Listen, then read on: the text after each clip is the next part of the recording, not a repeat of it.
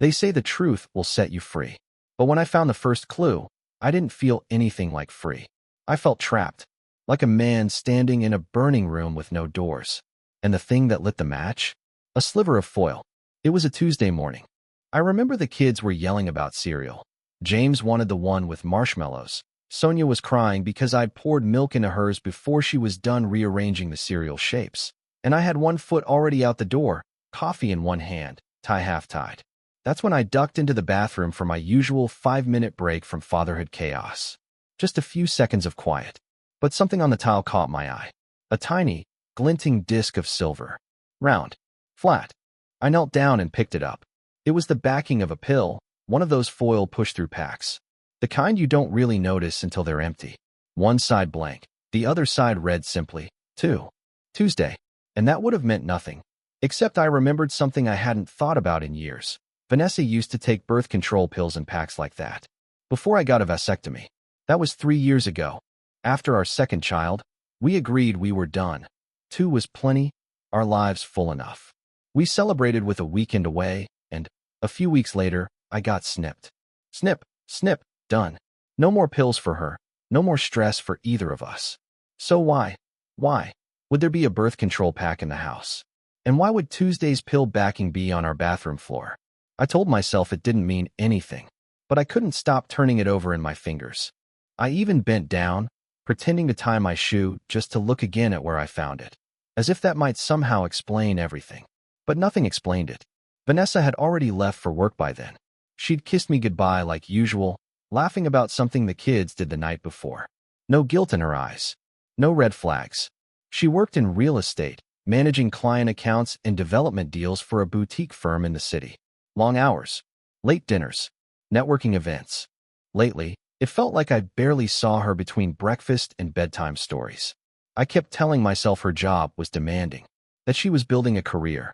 But that morning, standing alone in the bathroom, holding a piece of foil between my fingers, something shifted. I couldn't unsee it. I placed the backing back where I found it and didn't say a word. Not to Vanessa, not to the kids, not even to myself, not really. I just kept moving. Packed lunches, tied shoelaces, kissed foreheads, and drove to work like nothing had changed. But everything had changed. That week, I started watching. Not obsessively at first, just noticing. Vanessa's hours had gotten stranger. She'd come home later than usual and rush straight into the shower. She'd say something about traffic or a last-minute client, but her stories were always vague. Just enough detail to seem real, not enough to follow up. I never questioned her before, but now I started to. Thursday night, she came home wearing a new necklace I hadn't seen before. Small gold chain, delicate, with a charm shaped like a tiny compass. Nice, I said, nodding toward it. She glanced down and smiled. Client gift. Cute, right? Very. She peeled off her jacket, kicked off her shoes, and disappeared into the bathroom. I stood in the hallway, staring at the door she closed behind her. That weekend, I searched the house. Not all at once, slowly, piece by piece. Like a man digging for bones in his own backyard, hoping not to find any. But I did. A second phone, hidden in the back of her shoe drawer, battery pulled, no SIM card. Just there. I didn't recognize the model. No case. No apps. Clean. Too clean. When I confronted her, casually, like I'd just stumbled across it, while looking for my jacket, she laughed. Oh, that thing, she said. Old work phone. I thought I tossed it months ago. She took it from my hand like it meant nothing. Dropped it in her purse. I nodded, pretending I believed her. But something inside me twisted like a wire being pulled too tight. Monday night, I stayed up after she went to bed. I watched her sleep from the doorway for a long time. The way her hair fell across her cheek, the rise and fall of her breath, so steady, so familiar. How many nights had she laid there next to me, already having betrayed me? That's when I ordered the camera. Small, discreet, motion activated. It arrived the next day. I installed it in the living room, aimed at the front door. Another in the bedroom, tucked in a vent. A third in the bathroom, hidden behind the cabinet's molding. I hated myself for it. But I needed answers more than I needed pride. The first week, nothing. She kissed the kids, smiled at me, texted from work, came home tired. Rinse, repeat. But the cameras didn't lie. The second week, Wednesday night, she didn't come home until nearly midnight. No explanation. Just a long shower and a tired sorry, babe, before climbing into bed. I checked the footage. She left the house at 7:48 a.m. Never came home, not even during lunch, like she sometimes did. Her phone said she was in meetings all day, but the camera outside never caught her car returning. That's when I knew. She wasn't at work, and she wasn't with clients.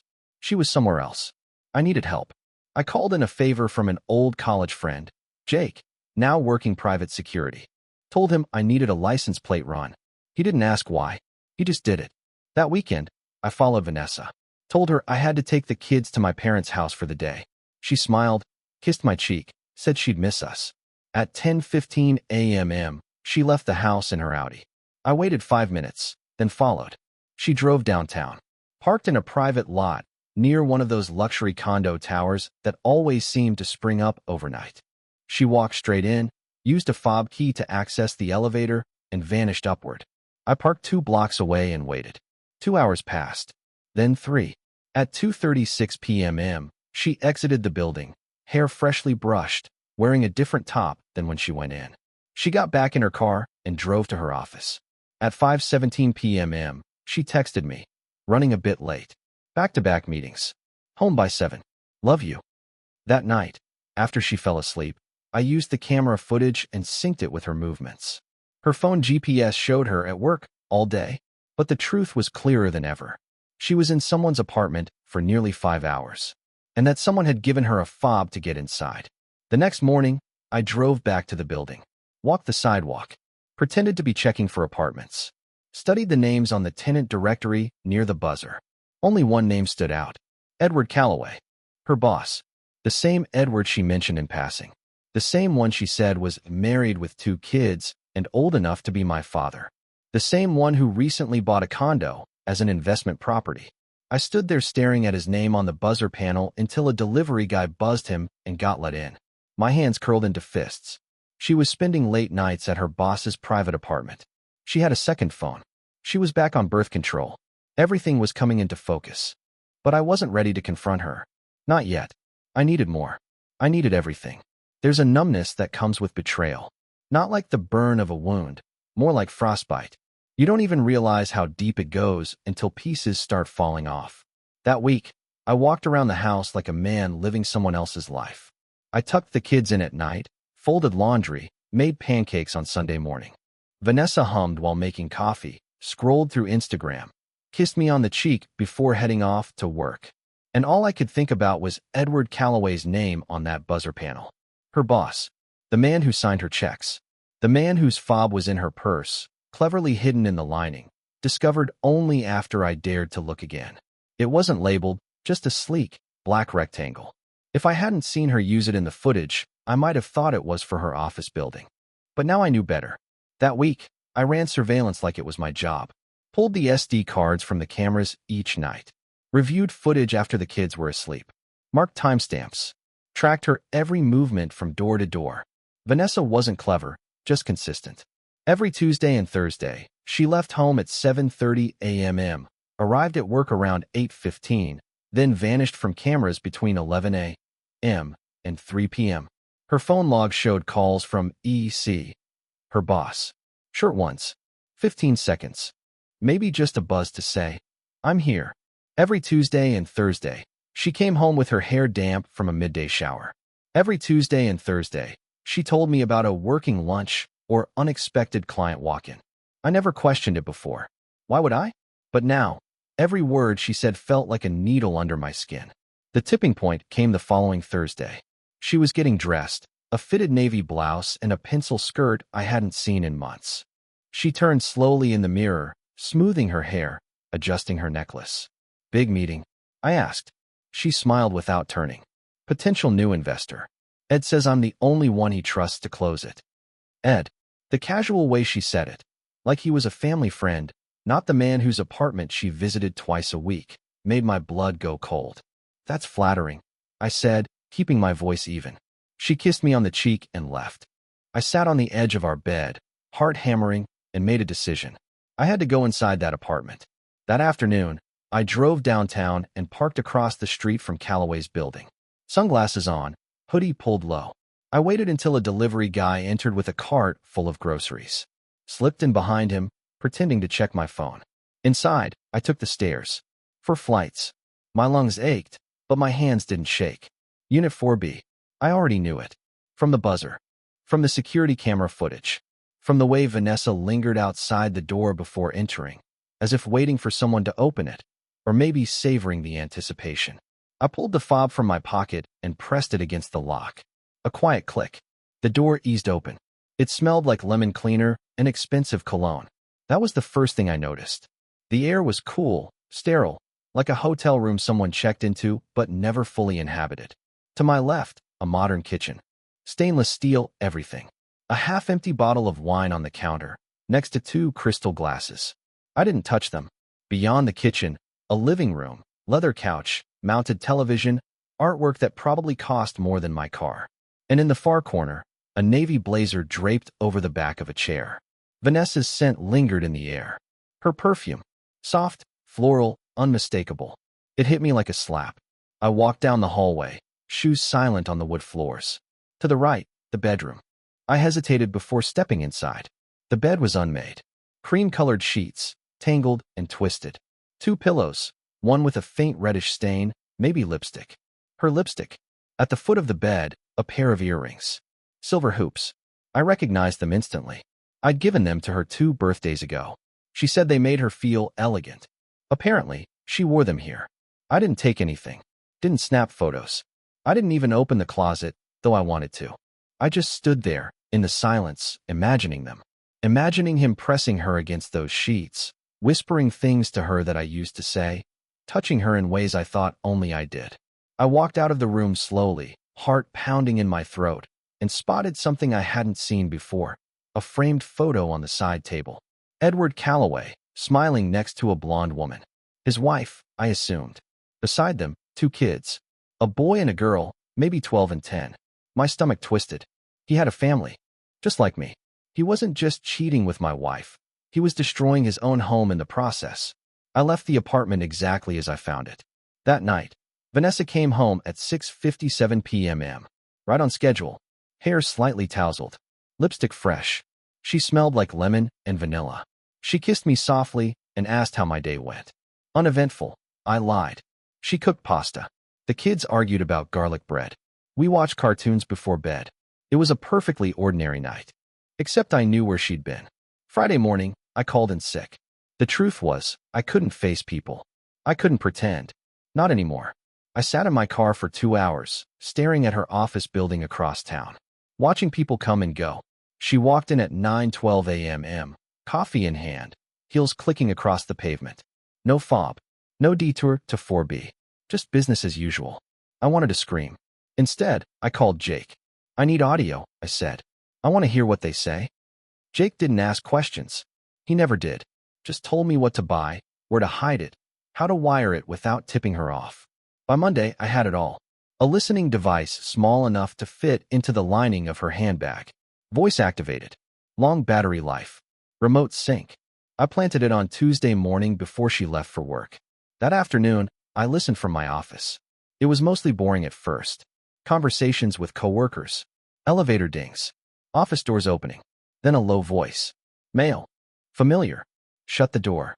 The click of a latch. Silence for a beat.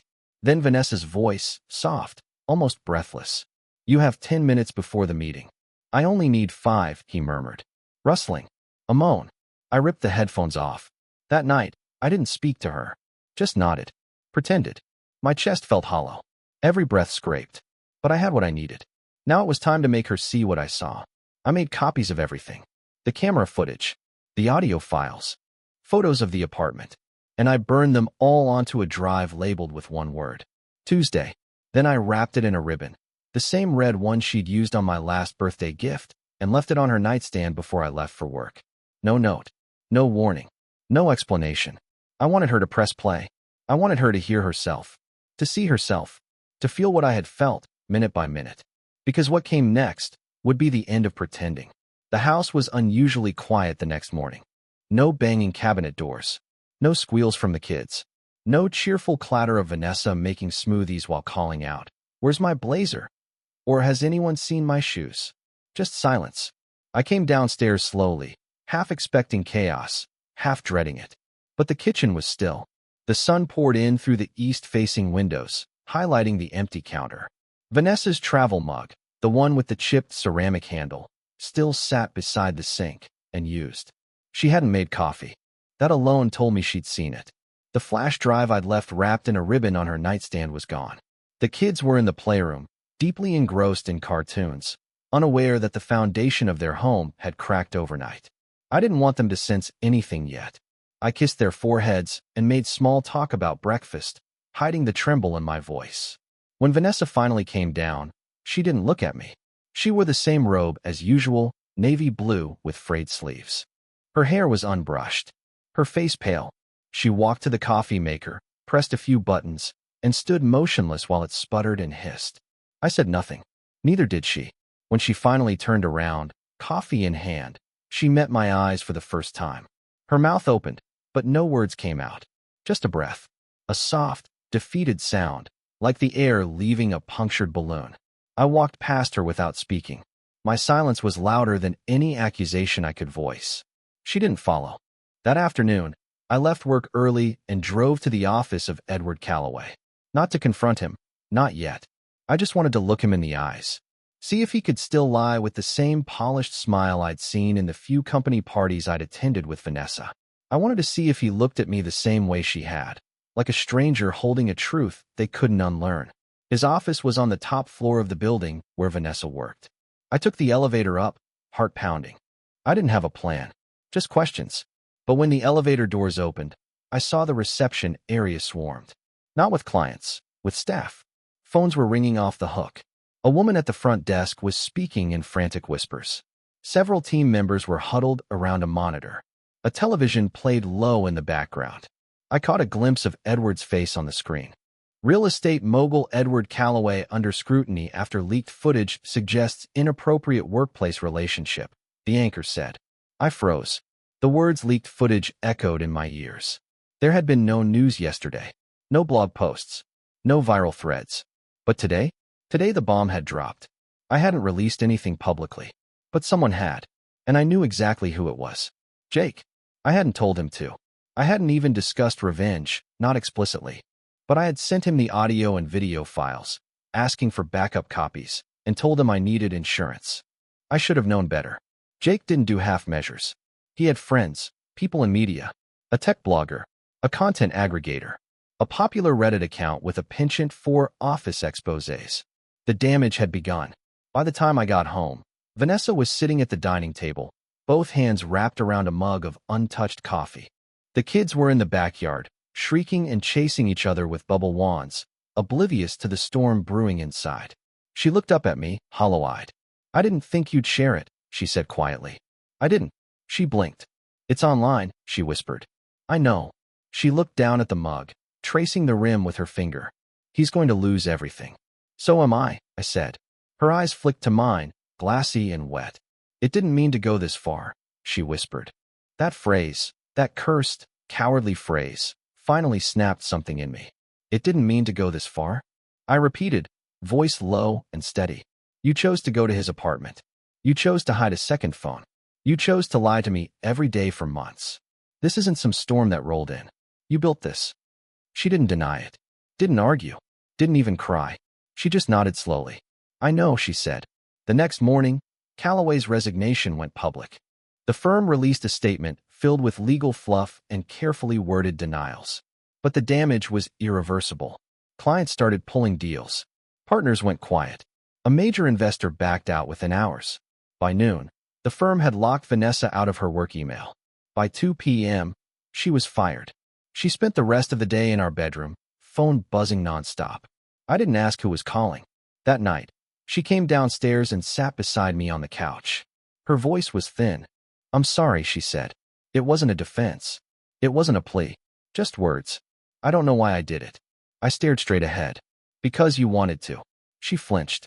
I thought I could keep it separate, she continued. Compartmentalize. He made me feel seen. Like I mattered. Like I wasn't just. Just what? I asked. Just a wife? A mother? Her face crumpled. Yes, she said, barely audible. I stood up. Walked to the window.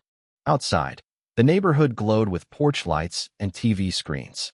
Other families, other marriages, all of them ticking like clocks, unaware that one of their own had stopped keeping time. That weekend, I moved into the guest room.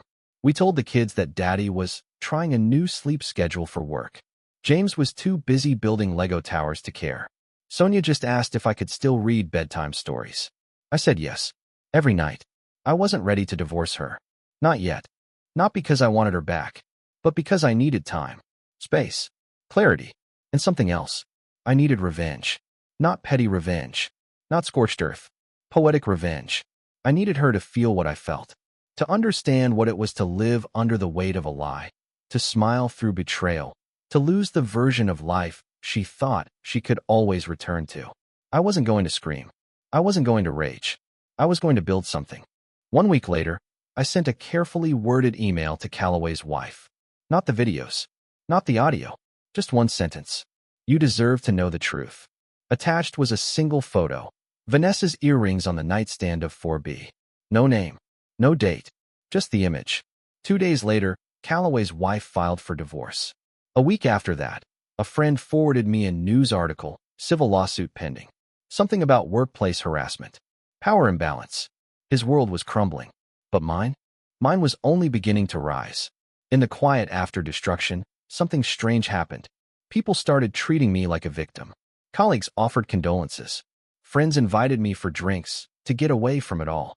Even strangers on social media, after the footage leaked, messaged to say they were proud of how I handled it.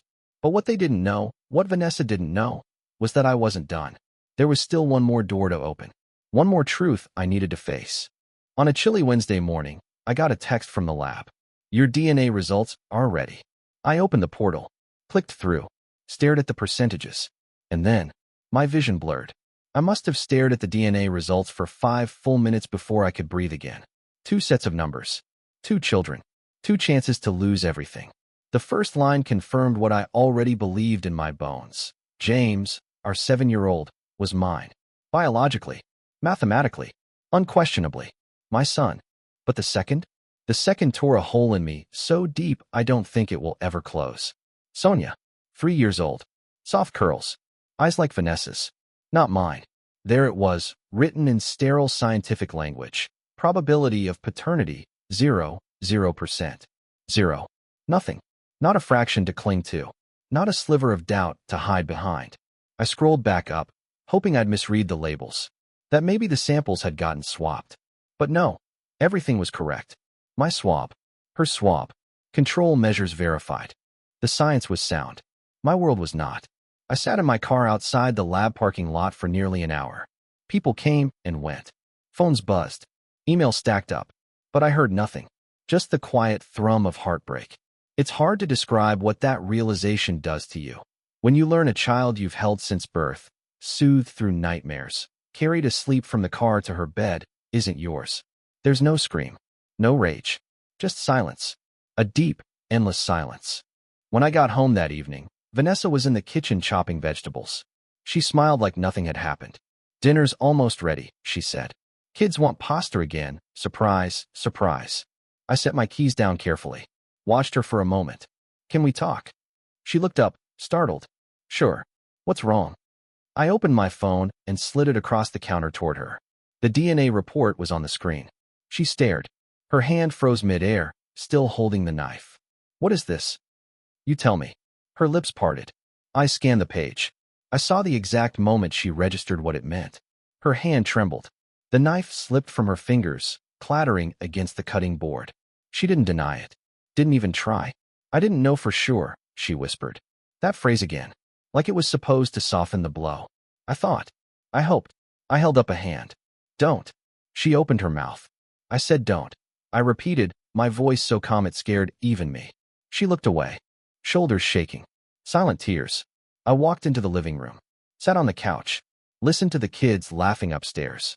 I closed my eyes and wondered if I could ever look at Sonia the same way again. We didn't talk for the rest of the night. The next morning, she sent me a message from the guest room. I'm sorry. I'll leave. I just need time to figure things out. Please don't punish Sonia. She's innocent. She packed 2 suitcases and left while I was dropping the kids at school. I came home to a note taped to the fridge. I'll find a place. I'll cover my expenses. You don't have to see me again. But please, don't shut me out from the kids. I'll do whatever it takes. I crumpled the paper and threw it in the sink. In the days that followed, people began to find out. Not just about Calloway, about everything. The footage, the affair, the paternity test. I hadn't shared the second part, but rumors spread. Quiet whispers. Half-facts traded like gossip chips. And soon, I became the center of a story I never asked to be part of. Calloway's wife sued him for everything, and I mean everything. Half the firm's assets. Full custody of the kids. Real estate. Stocks. Retirement. I learned through Jake that Vanessa had been listed in the suit. Alienation of affection, he explained. It's archaic, but in this state, it still flies. What does that mean? I asked. It means she's about to be dragged into court and raked over the coals. Part of me felt vindicated. The other part just felt tired. A month later, I received a letter. Thick envelope. No return address. Inside was a photograph. Vanessa, holding a baby girl, clearly newborn. The photo was time-stamped, for years ago. The location? A private maternity ward. The hospital name matched one across town, not the one we used. I stared at the photo for a long time before flipping it over. Scrawled in handwriting I didn't recognize were 4 words. He was there too. I felt sick. I dug into my records. Checked dates. Cross-referenced calendars. That week, when Sonia was born, Vanessa had insisted I stay home with James, who had the flu. She said the labor came too fast, that I'd never make it in time. She hadn't wanted me there. Because he was Edward Calloway. I gave the photo to Jake. Find out who sent it. He nodded without a word. A few days later, he called me from a burner number. Anonymous drop at a mailbox near the firm, he said. No prints. Nothing traceable. But it's legit? Oh yeah? The photo's real. I rubbed my temples. So there's more. Always, he said. I spent the next week in a fog. Every photo of Sonia felt like glass in my chest. I loved her. God help me. I loved her, but now every laugh, every hug, came with a question I couldn't shake. Was I raising another man's daughter while he sat in his penthouse, unbothered? Was I just a placeholder? And then came the final straw. A text. Blocked number. 1 image. Vanessa. In Calloway's apartment. Last night. She'd gone back. Even after the fallout. Even after the firm collapsed. After the lawsuit. After the scandal. After she promised. She'd gone back. The image showed her entering 4B just before midnight. Hair down. No coat. Just a long sweater and leggings. Comfortable. Familiar. Like she'd never left. Like it was still hers. I stared at the photo for a long time. Then I stood up. Walked to the garage. Opened the box of files I hadn't touched in weeks. Evidence. Footage. Documents. Timelines. And at the very bottom, beneath the last SD card, was a folder Jake had labeled simply Nuclear. I hadn't wanted to use it. But now I was ready to end this. Completely. No more limbo. No more waiting. No more second chances. The next morning, I printed the contents of Nuclear. Color copies. High quality. The entire timeline, from the affair's start to now. Emails. Screenshots. Photos. The paternity results. The maternity ward records. The last picture, the one from last night. Then I packed them into envelopes. 12 of them. Labeled and addressed. One for Calloway's wife. One for the lawyer. One for the school board where Vanessa volunteered. One for the real estate agency she had begged to rehire her. One for the church committee that had welcomed her to the parenting circle. One for each of the 6 mothers in our kids' school group. The last envelope was for her. No note. No signature. Just truth. Undeniable. Unforgivable. At 9 a.m., I dropped them all in the mailbox. And as I closed the metal slot, I felt something strange. Not relief. Not satisfaction. Just stillness. The kind that comes after a fire burns everything to the ground. The envelopes went out on a Thursday. By Friday morning, the world began to burn. I didn't hear it. Not directly. But I felt the tremors. It started with a call from the school. The secretary's voice was tentative, overly professional. Mr. Harlow, would you and your wife be available to come in? There's been some concern raised among the other parents. I didn't bother correcting her. I just said, she doesn't live here anymore. There was a pause. Then, quietly, I see. Click. Vanessa called 3 times that day. I let every call go to voicemail. She didn't leave messages. I imagined her pacing in some dim apartment, hair in a knot, holding the phone like it might answer for her. I imagined her asking herself how this got so far, how the whole story escaped her control. And I didn't feel pity, not even a little. That evening, she showed up at the house. I knew she would. I left the porch light on for that reason. Not as a welcome, just as a spotlight. She stood at the door, shoulders hunched, like she was trying to fold herself into a smaller version of the woman I'd known. "Can we talk?"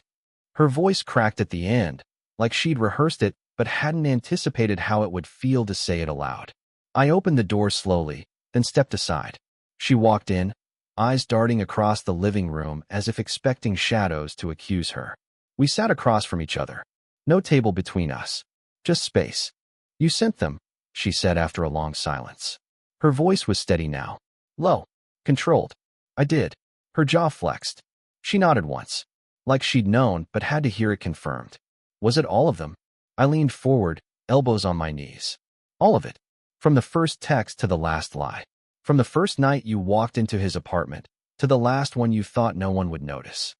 She stared at me, searching for something in my face. Remorse. Mercy. Maybe even the man she used to know. But I was long gone. She broke first. "I lost everything," she said, and this time, her voice wavered. She wasn't crying. Not yet. Just speaking the truth plainly. "They pulled my license. I'm under review for workplace ethics.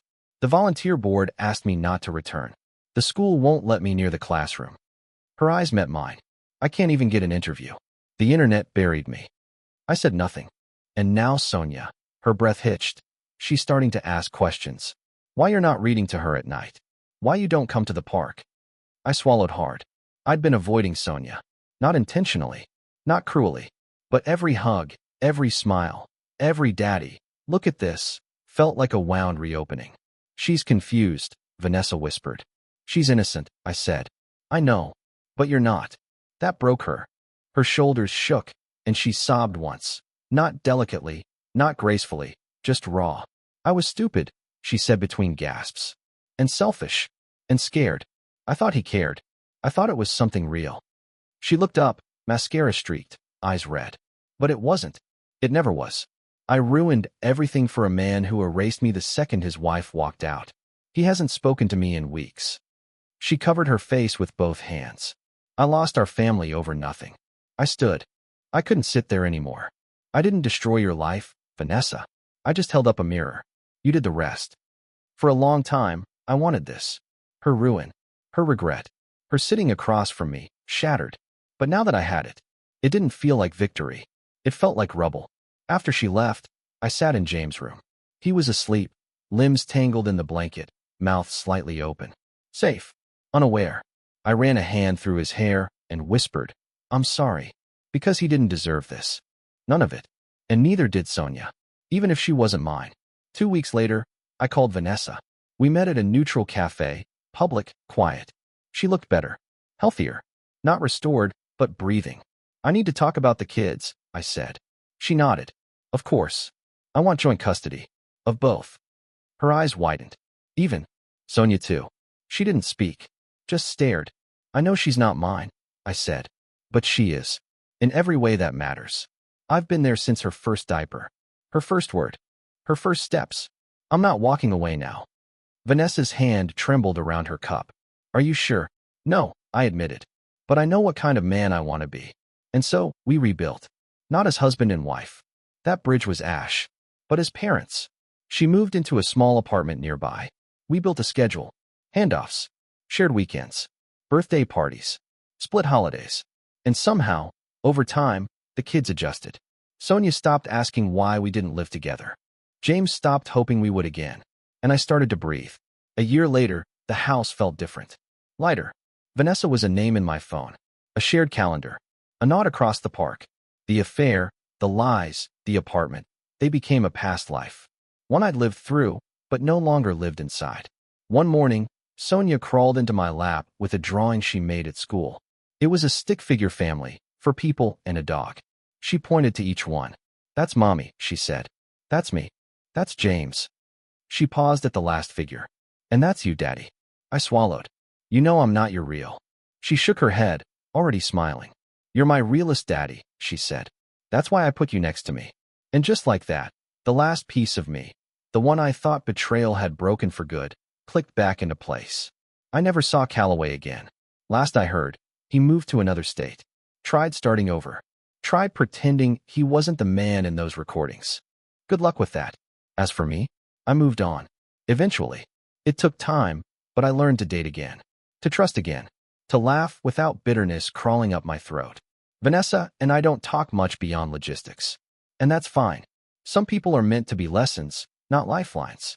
They say revenge is a fire. It burns bright, but leaves ashes. But that's only half the story. Because sometimes, when the flames die down, you find what's worth saving.